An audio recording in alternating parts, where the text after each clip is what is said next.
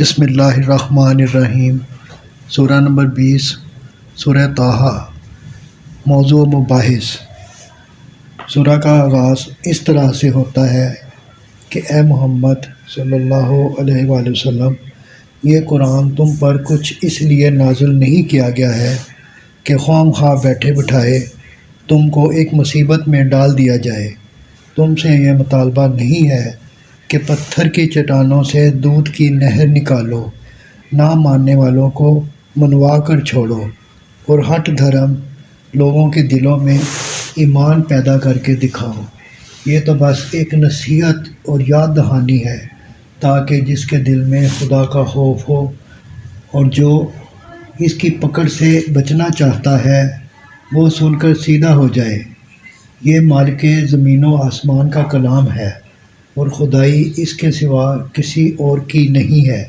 یہ دونوں حقیقتیں اپنی جگہ اٹل ہیں، خواہ کوئی مانے یا نہ مانے۔ اس تمہید کے بعد یکا یک حضرت موسیٰ علیہ السلام کا قصہ چھیڑ دیا گیا ہے۔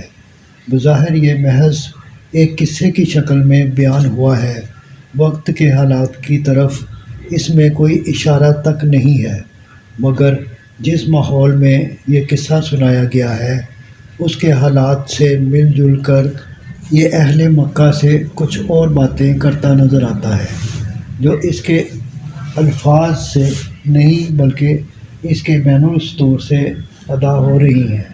ان باتوں کی تشریح سے پہلے یہ بات اچھی طرح سمجھ لیجئے کہ عرب میں کثیر التعداد یہودیوں کی موجودگی اور اہل عرب پر یہودیوں کے علمی و ذہنی تفوق سے نیز روم اور حبش کی عیسائی سلطنتوں کے اثر سے بھی عربوں میں بالعموم حضرت موسیٰ علیہ السلام کو خدا کا نبی تسلیم کیا جاتا تھا۔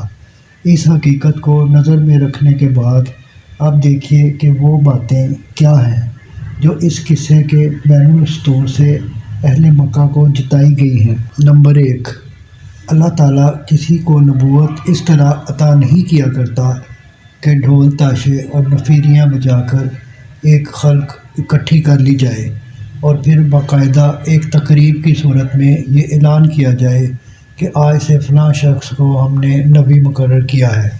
نبوت تو جس کو بھی دی گئی ہے کچھ اسی طرح بصیغہ راز دی گئی ہے جیسے حضرت موسیٰ علیہ السلام کو دی گئی تھی۔ اب تمہیں کیوں اس بات پر اچنبھا ہے کہ نبی کریم صلی اللہ علیہ وآلہ وسلم یکا یک نبی بن کر تمہارے سامنے آ گئے اور اس کا اعلان نہ آسمان سے ہوا نہ زمین پر فرشتوں نے چل پھر کر اس کا ڈھول پیٹا۔ ایسے اعلانات پہلے نبیوں کے تقرر پر کب ہوئے تھے کہ آج ہوتے؟ نمبر 2، جو بات آج نبی کریم صلی اللہ علیہ وآلہ وسلم پیش کر رہے ہیں یعنی توحید اور آخرت، ٹھیک وہی بات منصب نبوت پر مقرر کرتے وقت اللہ تعالیٰ نے موسیٰ علیہ السلام کو سکھائی تھی۔